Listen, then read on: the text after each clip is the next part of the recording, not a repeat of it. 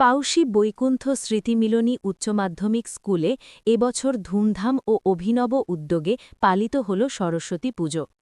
পড়াশোনার প্রথম হাতেখড়ি অ আ ক খকে মূল ভাবনায় রেখে স্কুল কর্তৃপক্ষ মণ্ডপ ও বিদ্যালয় প্রাঙ্গণ সাজিয়ে তোলে বর্ণ পরিচয়ের আদলে। শিক্ষকদের উদ্যোগে সাজানো এই বর্ণময় পরিবেশ যেন ছাত্রছাত্রীদের শিক্ষা জীবনের সূচনালগ্নের কথাই মনে করিয়ে দেয়। বিদ্যালয় প্রাঙ্গণ জুড়ে বর্ণ পরিচয়ের অক্ষর দিয়ে সাজসজ্জা সকলের নজর কাড়ে। সরস্বতী পুজোর দিনে পুষ্পাঞ্জলি দিতে শিক্ষক শিক্ষিকা থেকে শুরু করে ছাত্রছাত্রীদের ভিড় জমে। আনন্দ ও উৎসবের আবহে মেতে ওঠে গোটা স্কুল চত্বর। শিক্ষার সঙ্গে সংস্কৃতির মেলবন্ধনে এই ব্যতিক্রমী উদ্যোগ সকলের প্রশংসা কুড়িয়েছে।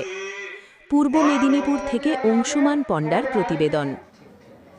অন্য অনুভূতি বিদ্যা মন্দিরে সরস্বতী পুজো বছর বছর চলে আসছে।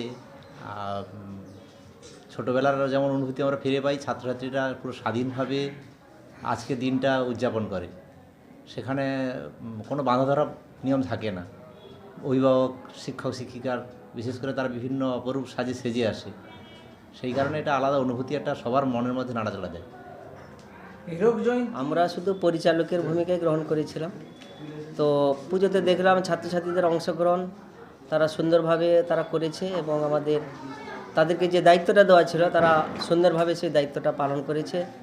এবং আগামী দিনে আমরা ভাবছি যে বিদ্যা মন্দিরের যেভাবে আমরা এই ছোট আয়তনের মধ্যে শ্রীবৃদ্ধি ঘটানোর চেষ্টা করছি, তাতে ছাত্রছাত্রী, অভিভাবক, অভিভাবিকা এবং আপামর জনসাধারণ সবাই কিন্তু এগিয়ে আসছেন। আমরা আশাবাদী আগামী দিনে আমাদের এই বিদ্যা মন্দির আরও উত্তরোত্তর শ্রীবৃদ্ধি ঘটবে। সেক্ষেত্রে মনে হয় যে আজকের যে এই সরস্বতী পুজো, এটা কি ছোঁয়া দিচ্ছে আপনার হীরক জয়ন্তী? হীরক জয়ন্তীর বার্তা আমরা গত